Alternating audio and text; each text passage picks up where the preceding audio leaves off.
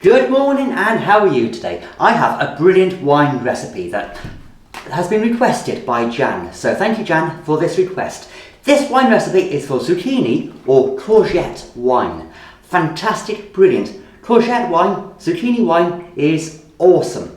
I haven't filmed a recipe for this wine before, but I have made this wine numerous times over the years. It is one of my go-to, classic, standby, easy drinking summer white wines. It is fantastic. So come on, let's get into the recipe. The first thing we need is 2 kilograms of courgettes. That is about 4 average sized courgettes or zucchinis. I didn't know whether I should call this wine zucchini wine or courgette wine, but considering the majority of my viewers come from the UK, only marginally mind, we have a lot of American viewers out there, so the majority of people are in the UK. So I would call these courgettes, because to me they are courgettes, but if you call them zucchinis, so be it.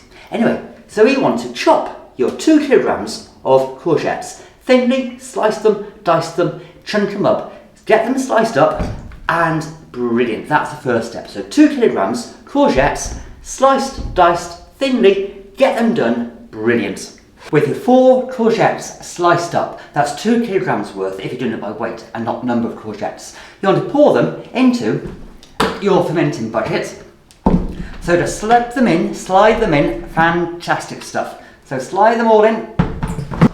We want to add a bit of acidity to the ingredients. So I'm using the juice of 1 lemon. This lemon juice helps draw the flavour out of the courgette, and also it helps to boost the yeast. It is the acidity the yeast needs to do its thing, and also adds the vinosity to the wine. It gives that good after bite, that good feeling on the tongue that we crave in a wine. So pour in the juice of 1 lemon into your bucket. Now, whilst those courgettes do add a good amount of flavour for the wine, they do lack a certain bite, a certain spice, a certain oomph about them. They're quite a flat flavour. So we want to round up the flavour in your wine glass. So we will be adding 5 crushed tiny peppercorns. Now I love adding pepper to wine. It really rounds off an otherwise flat flavour. It tingles on the tongue slightly, it adds a good afterbite and a good flavour and helps carry that base ingredients forwards in your mouth. It's all about creating a party, a wonderful experience in your mouth. Every sip of that glass you take, you want to be awesome. So, grab yourself your trusty pestle and mortar and grind up 5 peppercorns. If you don't have a pestle and mortar or access to whole peppercorns, just go and buy a pot of normal pepper and give that a good dash into your bucket.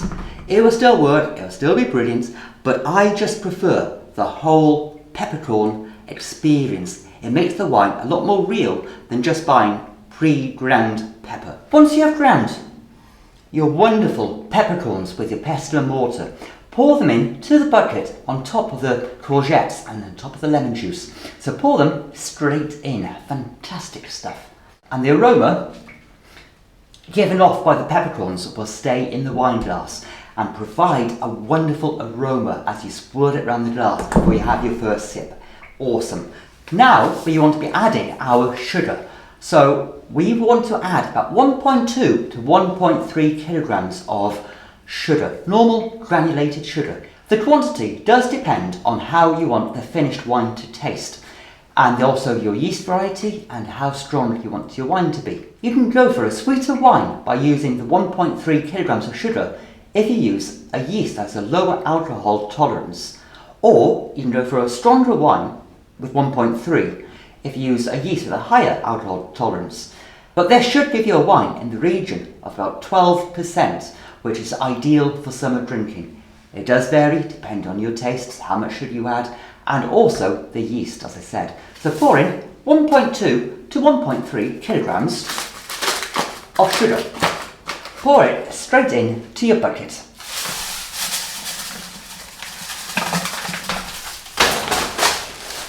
And just add the rest of that sugar, the extra 200-300 grams worth. With your courgettes added, the sugar, the lemon juice, the peppercorns, we want to now throw in 1 tea bag into the pot, which will really bring out the tannins in the wine. Again, that contributes not to the taste as such, but to the finished mouth feel of the wine. We want to add 4 litres now of warm water. Now, the water you add should be as warm as the milk coming out of a cow. Basically, warm, not hot. So pour in your 4 litres of water into your bucket on top of all of your other ingredients. Fantastic. And give that a quick swirl to dissolve all of your sugar. Now, into your mix, we want to pour in a sprinkle of yeast. I'm using a general purpose wine yeast for this wine. I find the courgette and the flavour does not call for any yeast that is too specific. Naturally, if you want to experiment with different wine yeasts, go for it, experiment away. Fantastic. And on top of your yeast, another sprinkle of yeast nutrients into the mix. Fantastic. This will just give. The nutrients will provide enough energy, enough substance and nutrients for that yeast to have a really good time turning all of that sugar into the alcohol, which we want the end product to have. So now, cover your wine over and come back every day, give it a stir, let more oxygen into the wine, and then leave it there in a warm place for about 5 days, and I'll be back in 5 days' time to carry on with this recipe. So I'll see you all in 5 days. Have fun now. Greetings! 5 full days have passed and the courgette wine has been bubbling away in the fermentation bucket, looking and smelling fantastic. Those courgettes have been stirred daily so that they get submerged under the liquid and the yeast can have a party in there and extract all the wonderful flavour and nutrients that this wine needs. And it's So the next step is to put your wonderful courgette wine into a clean, sanitised, sterilised demijohn.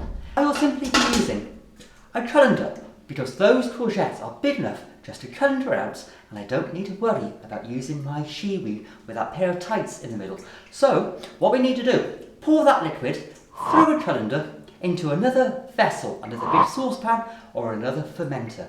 Get all that juice separate from your courgette chunks and that tea bag that's in there. With all of your courgettes strained off in your colander, get rid of them, dispose of them, ready for the compost heap later on. Fantastic. Now grab your demijohn that you prepared and sanitised, sterilised earlier, and simply, with the aid of a funnel or a shiwi, using my funnel today, pour in that liquid into the demijohn. Fantastic. This is going to be where it's going to live for the next 3, 4, 5 weeks whilst fermentation takes place. And there's enough wine left over for a small little sample. I always like it when they get a bit more juice than I was expecting, because you have a wee sample, a wee taste test, just to see how those flavours are progressing anyway. Let's see. First up, the colour is not brilliant. The yeast has been working overdrive in there. It's been really warm today, so the yeast has been having that really massive festival, that massive party in the fermentation bucket. On the nose, bready, yeasty. I used a general purpose wine yeast, not a bread yeast. I would expect these type of aromas with a bread yeast, but the aroma reminds me of Paris, walking into one of those bakeries and picking up your croissants and pain au chocolat in the morning, that freshly baked, savoury, breadish. And then behind that there's a slight astringency, a bit acidic from the lemon juice on the nose, which cuts through. And then you get this initial front notes of alcohol on the tongue, which will dissipate in time, but then you're left with, I get a key lime pie, probably from the lemon juice, but the courgettes come through, but they are slightly pie-like. And then that hint of black pepper comes through finally, just to refresh and clear the palate from this sweetness, which will dissipate in time as the alcohol. But yeah, I'll do a proper taste test of this wine when it's finished. You can never really tell how a wine is going to turn out drinking it so young. It's like saying that my toddler is going to be a brain surgeon or a doctor or a bricklayer or anything at this stage. There are still a heap load more developmental stages to pass through before you can dictate what it's going to be, what the end product will result in. What we need to do now with the wine is insert a clean airlock to the top of your demijohn and then let it carry on fermenting till it's dry and it's cast down all the leaves, then rack it off and mature it for a while. Rack it as and when needed, and I'll be back with a taste test of the finished product when it's ready. And in the meantime, why don't you go and check out this awesome video up by here, and I'll see you next week for another wonderful, weird, bizarre, interesting, or even commonplace wine. You have fun now. Toodle pip.